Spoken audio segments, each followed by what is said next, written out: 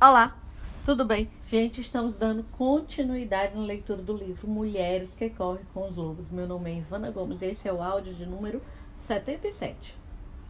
O zigoto errado. Com os anos da minha experiência clínica, ficou claro que essa questão do sentir-se integrado às vezes precisa ser considerada de uma perspectiva mais leve, pois a leveza pode ajudar a eliminar parte da dor de uma mulher.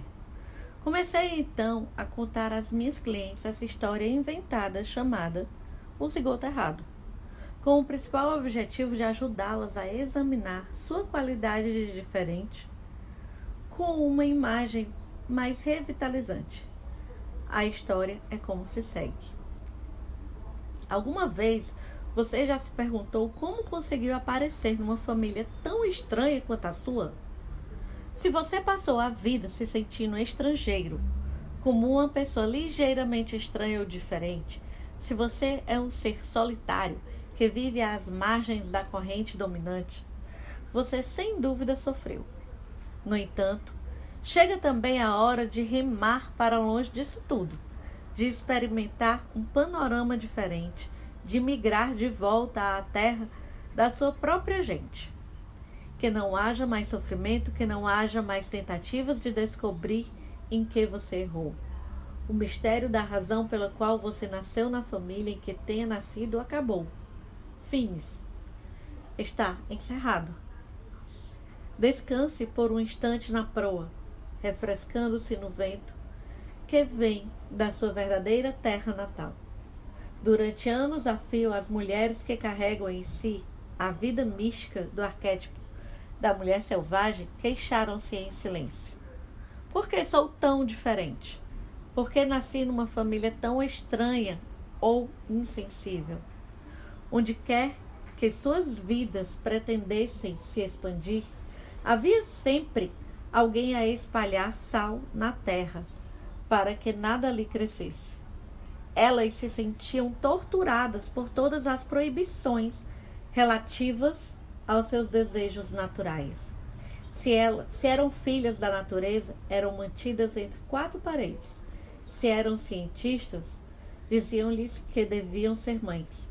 Se queriam ser mães, diziam-lhes que, então, era melhor que se adaptassem perfeitamente ao papel. Se queriam inventar algo, diziam-lhes que fossem práticas. Se tinham vontade de criar, diziam-lhes que o serviço doméstico nunca termina. Às vezes, elas tentavam se adequar a qualquer padrão que estivesse na moda, sem perceber, até bem mais tarde, o que realmente queriam, como precisavam viver. E então, a fim de ter uma vida própria, elas passavam pelas dolorosas amputações de abandonar suas famílias. Os casamentos que pelo juramento deveriam ser, até a morte, os empregos que deveriam ser trampolins para algo mais neutralizante, embora mais bem remunerado, deixaram sonhos espalhados pela estrada inteira. Com frequência, as mulheres eram artistas que estavam tentando ser sensatas, ao dedicar 80% do seu tempo a algum trabalho que abortasse diariamente suas vidas criativas. Embora as situações sejam inúmeras, um aspecto permanece constante. Desde muito cedo elas eram identificadas como diferentes, com uma conotação negativa. Na realidade, eram pessoas apaixonadas, especiais, curiosas e em pleno uso de suas mentes instintivas. Portanto, é claro que a resposta a "por que comigo? Por que essa família? Por que sou tão diferente?" é que não há resposta para esse tipo de pergunta. Mesmo assim, o ego precisa ruminar alguma coisa antes de se soltar, e proponho 3 respostas de qualquer maneira. A analisanda pode escolher a que preferir, mas tem de escolher pelo menos uma. A maioria opta pela última, mas qualquer uma serve. Prepare-se, ei-las. Nascemos do jeito que nascemos e nas estranhas famílias a que pertencemos. Porque sim, quase ninguém acredita nessa. O self tem um planejamento e nossos cérebros de ervilha são ínfimos demais para desvendá-lo. Muitas consideram essa ideia atraente. Ou 3. Por causa da síndrome do zigoto errado. Bem, pode ser, mas o que é isso afinal? Sua família a considera uma alienígena. Você tem penas, eles têm escamas. Sua ideia de diversão é a floresta, os ermos, a vida interior, a majestade da natureza. A ideia deles de diversão é dobrar toalhas direitinho. Se isso acontece com você, na sua família, você está sendo vítima da síndrome do zigoto errado. Sua família passa lentamente pelo tempo. Você passa como o vento. Eles são barulhentos, você é delicada. Ou eles são calados e você canta alto. Você sabe porque sabe. Eles querem prova e uma dissertação de 300 páginas. Sem a menor dúvida, trata-se da síndrome do zigoto errado. Nunca ouviu falar nisso? Bem, foi assim. A fada dos zigotos estava sobrevoando uma cidade natal numa noite, e todos os zigotinhos na sua cesta pulavam e saltavam de alegria. Na verdade, você estava destinada à paz que a teriam compreendido, mas a fada dos zigotos entrou numa zona de turbulência e você caiu na cesta na casa errada. Você caiu de cabeça para baixo, bem numa família que não lhe estava destinada. Sua verdadeira família ficava uns 5 quilômetros mais adiante. É por isso que você se apaixonou por uma família que não era a sua e que morava a uns 5 quilômetros dali. Você sempre quis ser que o senhor e a senhora fulano de tal fossem seus pais de verdade. É possível que eles fossem mesmo. É por isso que você sapateia pelos corredores, apesar de ter uma família que vive grudada na televisão. É por isso que seus pais ficam alarmados cada vez que você vem visitá-los ao telefone. Eles estão preocupados com o que ela vai aprontar agora. Da última vez, ela nos deixou envergonhados. Só Deus sabe o que vai fazer desta vez. Ai, eles cobrem os olhos quando você se aproxima e não é por se ofuscarem com sua luz. Tudo o que você quer é amor. Tudo o que eles querem é paz. Os membros da sua família, por seus próprios motivos, em virtude das suas preferências, da sua inocência, de danos sofridos, da sua constituição, da sua doença mental ou ignorância cultivada, não são tão hábeis para serem espontâneos com o inconsciente. E é claro que sua visita invoca o arquétipo de Trickster, o que agita as coisas. E assim, antes mesmo que vocês se sentem à mesa, ela já está dançando por ali, louca para deixar cair um fio de cabelo no ensopado da família. Apesar de não ser sua intenção irritar a família, eles ficarão irritados do mesmo jeito. Quando você aparece, tudo e todos parecem enlouquecer. É um sinal inequívoco dos zigotos errados na família o fato de os pais se sentirem ofendidos o tempo todo, enquanto os filhos têm a impressão de que nunca vão conseguir fazer nada certo. A família não selvagem tem apenas um desejo, mas o zigoto errado jamais consegue vislumbrar qual seja ele e, se o conseguisse, seu cabelo se arrepiaria, formando pontos de exclamação. Prepare-se, vou lhe contar o grande segredo. Eis a coisa misteriosa e tremenda que eles realmente querem de você.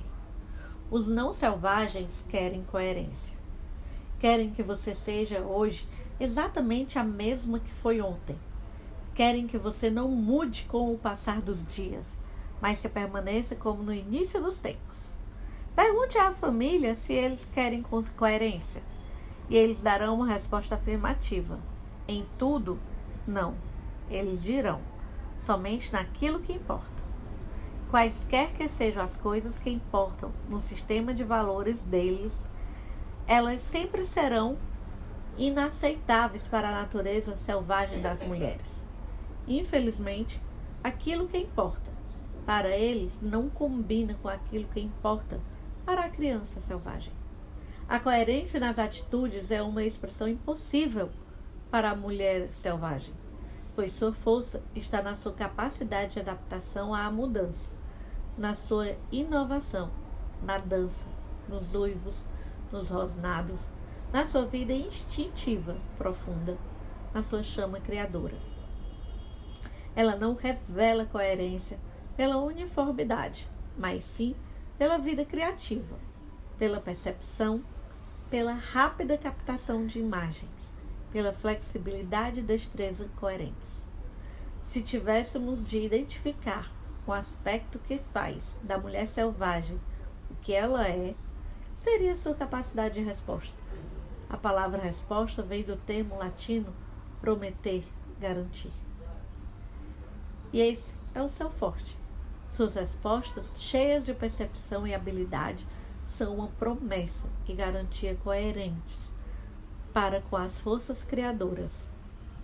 Sejam elas duendes, o diabrete que se esconde por trás da paixão, sejam elas a beleza, a arte, a dança ou a vida. A promessa que ela nos faz, se não a contrariarmos, é que ela nos fará viver. Ela nos fará viver plenamente, com sensibilidade e coerência. Dessa forma, o zigoto errado dá sua fidelidade, não à família, mas ao seu self interior. É por isso que ela se sente dividida. Sua mãe loba está segurando seu rabo. Sua família concreta prendeu seus braços. Não demora muito, e ela está gritando de dor, rosnando e mordendo a si mesma e aos outros, para afinal ficar numa calma mortal. Quando se olha nos seus olhos, vêem-se ojos del cielo, olhos vazios, os de uma pessoa que não está mais ali. Embora a socialização para as crianças seja importante, matar a criatura interior é matar a criança. Os habitantes da África Ocidental consideram que ser duro com uma criança faz com que a alma se afaste do corpo. Às vezes, só alguns metros, outras vezes a distância de alguns dias de caminhada. Apesar de as necessidades da alma da criança deverem ser equilibradas com sua necessidade de segurança e cuidados físicos, bem como com noções cuidadosamente examinadas do comportamento civilizado, sempre me preocupo com aquelas que são bem comportadas demais. Elas muitas vezes têm aquela expressão de alma fraca nos olhos. Alguma coisa não está certa. Uma alma saudável aparece brilhante por trás da persona a maior parte dos dias, e nos outros arde como chama. Quando o dano é sério, a alma foge. Às vezes, ela sai vagueando ou correndo assustada e vai tão longe que são necessários agrados magistrais para fazer com que volte. Muito tempo deverá se passar antes que uma alma dessas sinta confiança suficiente para voltar, mas a tarefa não é impossível. Um resgate desses exige alguns ingredientes: uma honestidade aberta, energia, ternura, carinho, o exame da raiva e humor. Combinados esses elementos, compõem uma canção que chama a alma de volta para casa. Quais são as necessidades da alma? Elas residem nos dois reinos da natureza e da criatividade. Nesses reinos vive Nashje Azar. Gente, eu não sei como pronuncia isso não, certo? Mas pelo que eu entendi aqui, significa a mulher-aranha. a deusa da criação do povo Navajo, que dá proteção psíquica a quem a procura. Ela se encarrega de ensinar à alma tanto a proteção quanto o amor à beleza. As necessidades da alma são encontradas no abrigo das 3 velhas, ou jovens, dependendo do dia, irmãs, Cloto, Laqueses e Atropos, que tecem o fio vermelho, ou seja, a paixão da vida da mulher. Elas tecem as idades da vida da mulher, dando nós à medida que uma idade se completa e a próxima se inicia. Elas se encontram nos bosques dos espíritos dos caçadoras, Diana e Artemis, 2 mulheres lobas que representam a capacidade de caçar, farejar e resgatar aspectos da psique. As necessidades da alma são governadas por Coatlic, a deusa asteca da autossuficiência feminina, que dá a luz de cócoras direto nos pés. Ela dá lições sobre a vida da mulher solitária.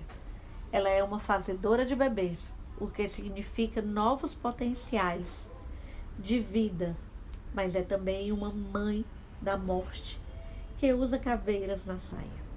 Quando ela anda, elas dão a impressão do chocalho de uma cascavel, pois são chocalhos de caveiras.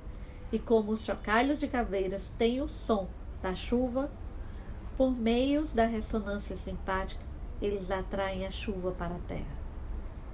Ela é a protetora de todas as mulheres solitárias e daquelas que são tão magia, tão cheias de ideias e pensamentos poderosos, que precisam viver no limiar do fim do mundo para não deslumbrar demais a comunidade.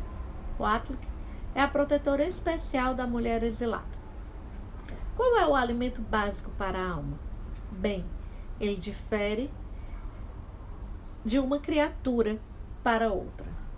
Seguem-se, porém, algumas combinações. Considerem-nas uma macrobiótica psíquica.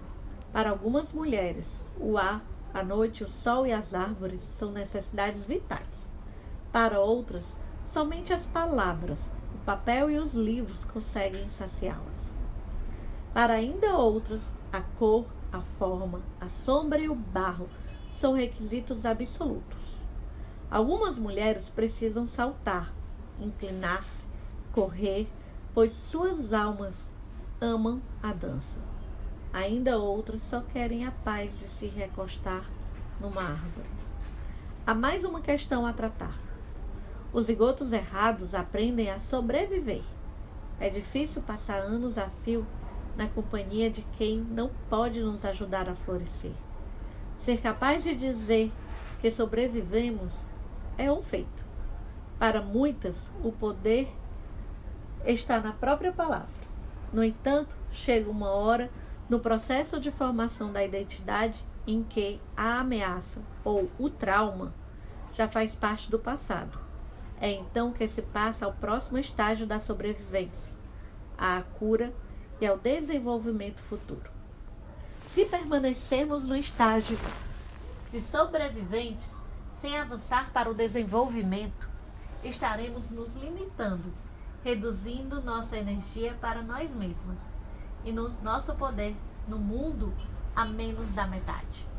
Uma mulher pode sentir tanto orgulho de ter sobrevivido que esse sentimento prejudique seu desenvolvimento criativo futuro.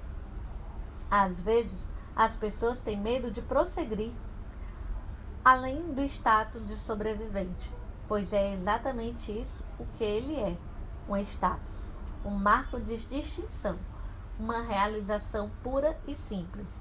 Pode apostar, pode acreditar. Em vez de tornar a sobrevivência a peça principal da nossa vida, é melhor usá-la como uma entre muitas insígnias, mas não como a única. Os seres humanos merecem andar cobertos de belas recordações, medalhas e condecorações por terem vivido mesmo e saído vitoriosos. Uma vez passada a ameaça, existe uma armadilha potencial se nos chamarmos por nomes adquiridos, durante os tempos mais terríveis das nossas vidas. Essa atitude cria uma disposição mental que pode ser limitadora. Não é bom basear a identidade da alma exclusivamente nos feitos, nas derrotas e nas vitórias dos tempos difíceis. Embora a sobrevivência possa deixar a mulher dura como carne de pescoço, em algum ponto ela começa a inibir o desenvolvimento futuro. Quando a mulher insiste em repetir que é uma sobrevivente, quando já se passou o tempo em que isso seria útil, o trabalho adiante de nós é óbvio. Devemos fazer com que a pessoa solte das mãos o arquétipo do sobrevivente. Se não o fizermos, nada mais poderá crescer. Faço a comparação dessa atitude com uma pequena planta resistente que conseguiu, sem água, sem sol, sem nutrientes, produzir uma corajosa e ínfima folhinha, apesar das circunstâncias.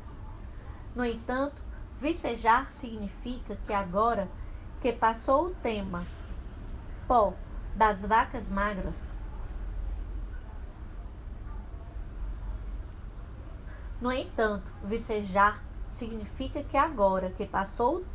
das vacas magras, vamos nos colocar em situações de exuberância, de luz e de nutrição para ali prosperar.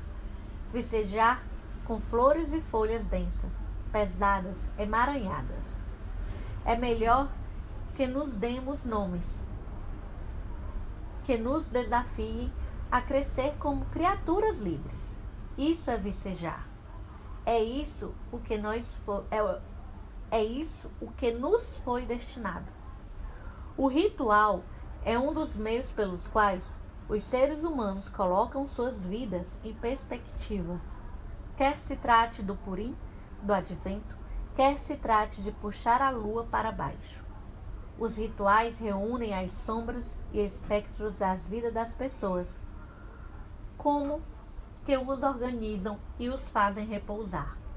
Há uma imagem especial das comemorações do Dia de los Mortos, que se aplicam a ajudar as mulheres na transição da sobrevivência para o desenvolvimento futuro. Baseia-se no rito das oferendas, que são altares para aqueles que passam desta vida. Ofrendas são tributos, memoriais e expressões das mais profunda consideração pelos entes amados não mais presentes neste plano. Descobri e ser útil para muitas mulheres o ato de fazer uma oferenda à criança que elas um dia foram, à guisa de reconhecimento do heroísmo da criança. Algumas mulheres escolhem objetos, escritos, roupas, brinquedos, recordações de acontecimentos e outros símbolos da infância que serão incluídos. Elas arrumam a oferenda ao seu próprio modo. Contam a história que acompanha ou não e depois deixam aquilo arrumado enquanto quiserem. É a comprovação de seu passado de dificuldades, de garra e de triunfo sobre a adversidade. Essa maneira de olhar o passado surte alguns efeitos. Ela proporciona perspectiva, uma interpretação compassiva dos tempos passados, ao exibir aquilo que a pessoa vivenciou, o que foi feito daquilo, o que é admirável. É o fato de admirar o feito, em vez de vivê-lo, que libera a pessoa. Continuar a ser a criança sobrevivente depois da hora para a qual representa um excesso de indefinição. Continuar a ser a criança sobrevivente depois da hora para tal representa um excesso de identificação com o arquétipo danificado. Perceber o dano e mesmo assim registrá-lo na memória permite que se passe ao desenvolvimento futuro. Vicejar é o nosso destino na Terra. Vicejar não apenas sobreviver, é o nosso direito inato. na qualidade de mulheres. Não se escolha nem recue se for chamada de ovelha negra, de indisciplinada, de loba solitária. Quem tem a visão lenta diz que o rebelde é uma praga para a sociedade. No entanto, ficou provado, com o passar dos séculos, que ser diferente significa estar no limite. Significa ser praticamente garantido que essa pessoa vai fazer uma contribuição original, uma contribuição útil e espantosa à sua cultura. Ao procurar conselhos, jamais dê ouvidos aos tímidos de coração. Seja gentil com eles. Cumule-os de bênçãos. Tente incentivá-los, mas nunca siga seus conselhos. Se você alguma vez foi chamada de desafiadora, incorrigível, saliente, esperta, insubmissa, indisciplinada, rebelde, você está no caminho certo. A mulher selvagem está por perto. Se você nunca foi chamada de nada disso, ainda é tempo. Ponha em prática sua mulher selvagem. Andele. Insista. Gente, eu termino aqui esta leitura e também a leitura deste capítulo. E uma coisa que muito que ficou forte durante esta leitura é a questão de